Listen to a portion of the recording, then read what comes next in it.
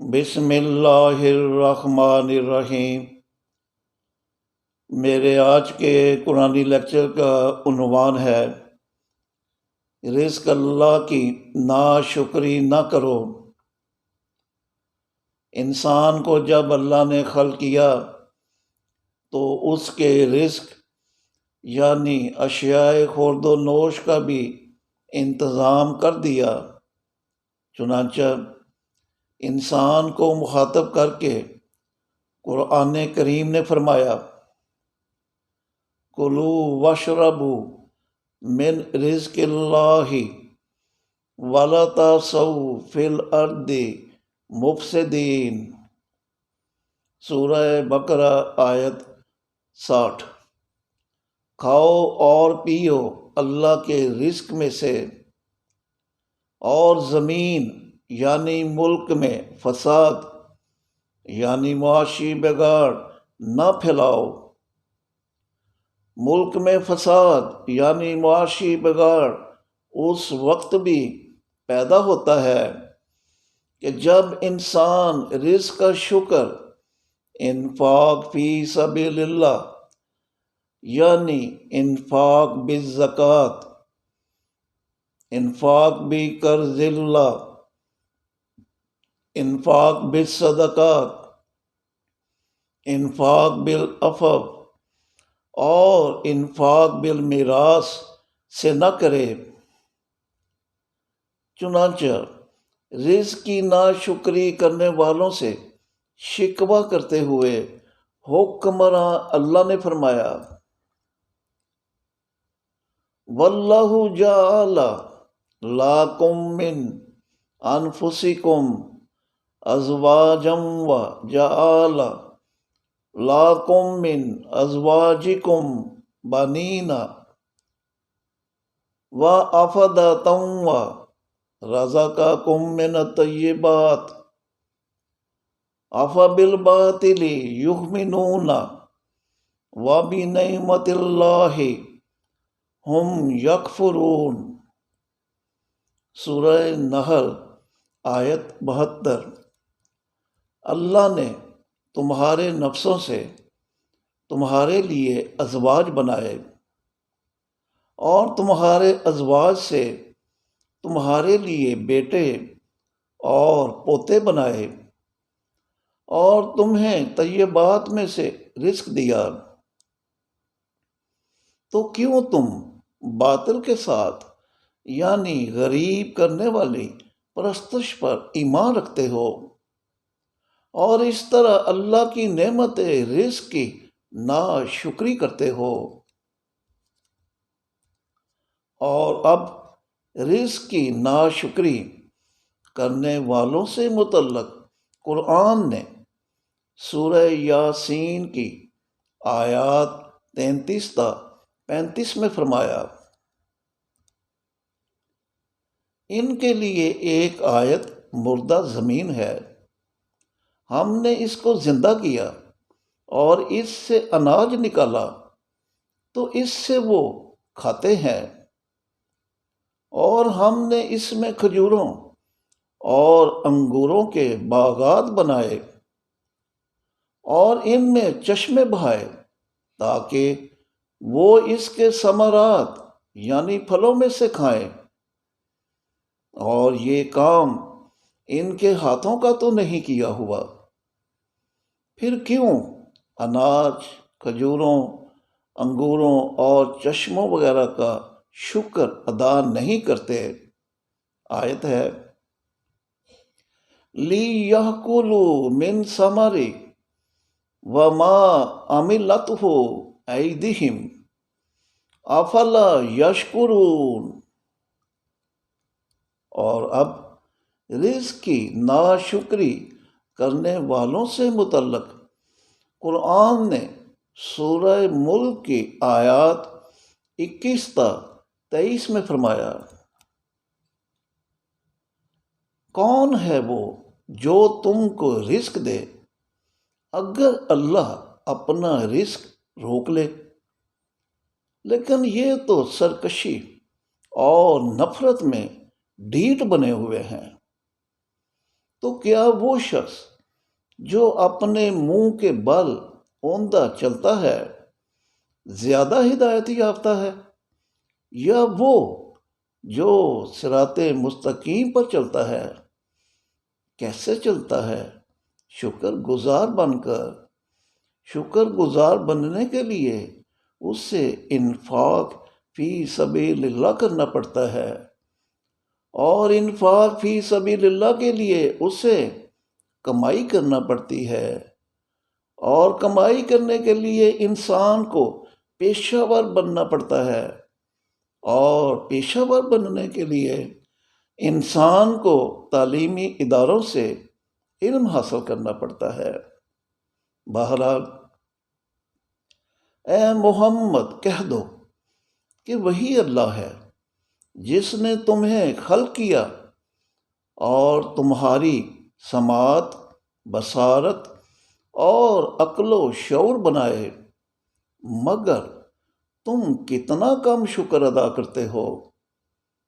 آیت ہے وَجَعَلَ لَكُمُ السَّمْعَ وَالْأَبْصَارَ وَالْأَفْئِدَةَ قَلِيلًا مَا تَشْكُرُونَ۔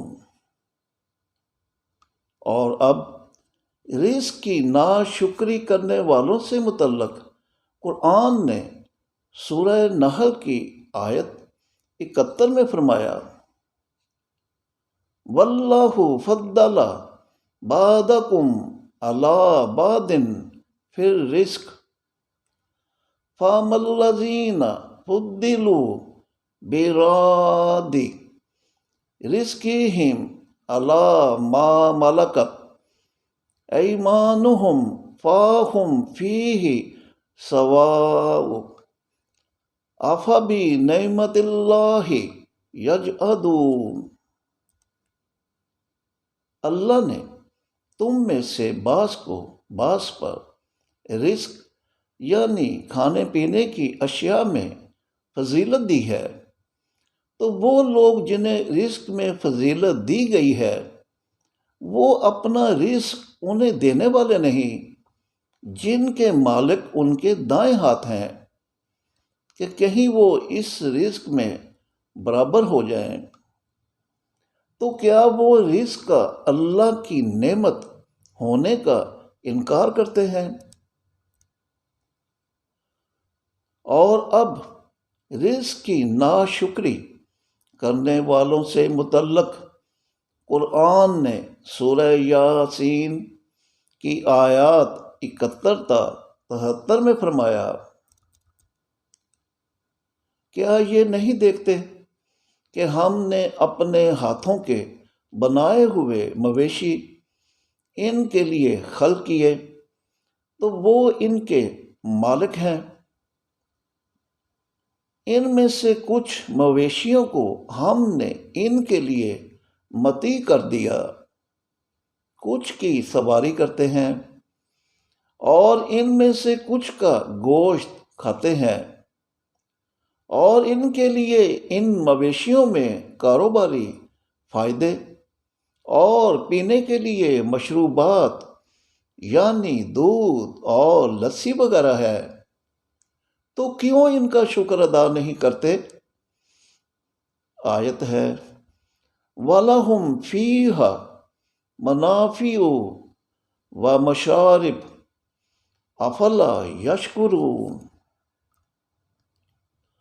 اور اب رزق کی ناشکری کرنے والوں سے متعلق قرآن نے سورہ حج کی آیت 66 میں فرمایا وَهُوَ الَّذِي أَحْيَاكُمْ ثُمَّ يُمِيتُكُمْ ثُمَّ يُحْيِيكُمْ إِنَّ الْإِنسَانَ لَكَفُورٌ۔ اللہ وہ ذات ہے جس نے تمہیں حیات دی، پھر تمہیں موت دے گا، اور پھر تمہیں حیات دے گا۔ اس میں کچھ شک نہیں کہ انسان بڑا ناشکرا ہے۔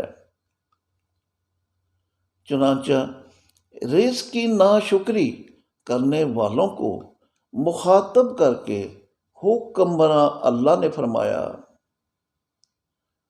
قل ارأیتم ان اصبح ماؤکم غورا فمن یأتیکم بماء معین۔ سورہ ملک آیت 30۔ اے محمد کہہ دو کہ بھلا دیکھو تو اگر صبح کو تمہارا پانی بہت نیچے چلا جائے تو اللہ کے سوا کون ہے جو تمہاری نگاہ کے سامنے بہتا پانی لا دے؟ کوئی نہیں۔ رزق کی ناشکری یہ بھی ہے کہ انسان زکوٰۃ، رضاکارانہ صدقہ اور قول العفو کی صورت میں نکلنے والے اللہ کے حصہ میں اپنے شرکاء یعنی پرستش فروش مذہبی پیشواؤں کو بھی ناجائز حصہ دار بنا لے۔ چنانچہ اس شرک سے منع کرتے ہوئے قرآن کریم نے فرمایا، اللہ الذی خلقکم ثم رزقکم ثم یمیتکم ثم یحییکم هل من شرکائکم من یفعل من ذالکم من شیء سبحانہ وتعالی عما یشرکون۔ سورہ روم آیت 40۔ وہی اللہ ہے جس نے تمہیں خلق کیا، پھر تمہیں رزق دیا، پھر تمہیں موت دے گا، پھر تمہیں حیات دے گا۔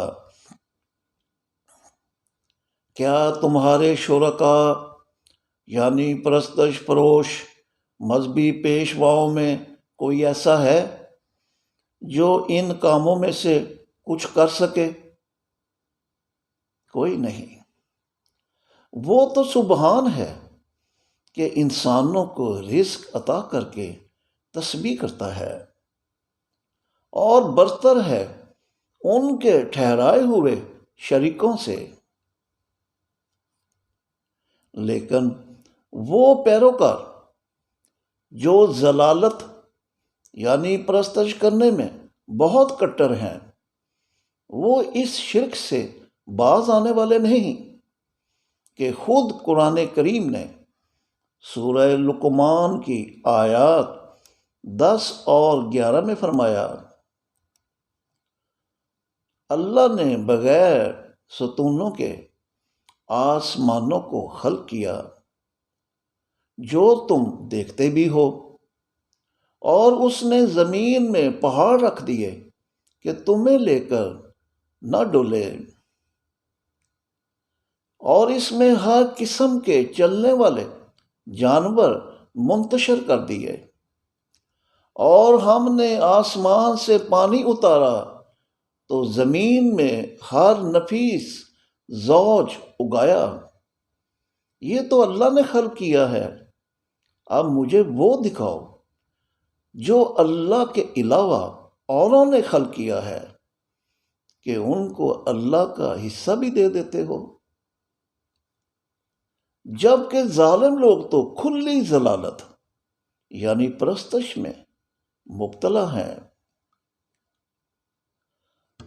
اپنے شرکاء یعنی پرستش فروش مذہبی پیشواؤں کو اللہ کا شریک یعنی ناجائز حصہ دار بنانا دراصل انہیں اللہ کا ہمسر بنانا ہے، کہ جس سے منع کرتے ہوئے قرآن نے سورہ بقرہ کی آیات 21 اور 22 میں فرمایا، اے ایمان والو، عبادت یعنی اطاعت ڈیوٹی کرو اپنے رب کی، جس نے تمہیں اور تم سے پہلے لوگوں کو خلق کیا تاکہ تم تقوی شعار بنو۔ وہ جس نے تمہارے لیے زمین کو فرش اور آسمان کو چھت بنایا، اور سما یعنی آسمان نے دنیا سے پانی برسایا، تو اس کے ذریعے تمہارے رزق کے لیے ثمرات یعنی پھل نکالے۔ اور جب تم اس بات کو جانتے ہو تو پھر اللہ کے مقابل اس کے ہمسر بت، بھگوان اور انسانی خدا اور خداوند وغیرہ نہ بناؤ۔ چنانچہ نبی کریم صلی اللہ علیہ وسلم کو مخاطب کرتے ہوئے حکمراں اللہ نے واضح طور پر یہ کہہ دیا: اے محمد کہہ دو کہ کیا میں اللہ کو چھوڑ کر کسی اور کو اپنا ولی یعنی سرپرست بناؤں کہ جو آسمانوں اور زمین کا مجد ہے، وہ جو کھلاتا ہے اور خود نہیں کھاتا۔ اے محمد کہہ دو کہ بے شک مجھے حکم ہوا ہے کہ میں پہلا ہو جاؤں جو اسلام لایا، اور مشرکین میں سے نہ ہوں۔ اے محمد کہہ دو بے شک میں بڑے دن کے عذاب سے خائف ہوں اگر میں اپنے رب کی نافرمانی کروں۔ جو کوئی اس دن عذاب سے بچ گیا تو یقیناً اس پر اللہ نے اپنا رحم کیا، اور یہ نمایاں کامیابی ہے۔ ریفرنس: سورہ انعام آیات 14 تا 16۔ میں اپنے لیکچر کا اختتام بابا بلے شاہ کے اس شعر پر کرتا ہوں: نال دیاں دی خبر جے ہوندی، رزق کدی نہ تھوڑا ہوندا۔ شکریہ۔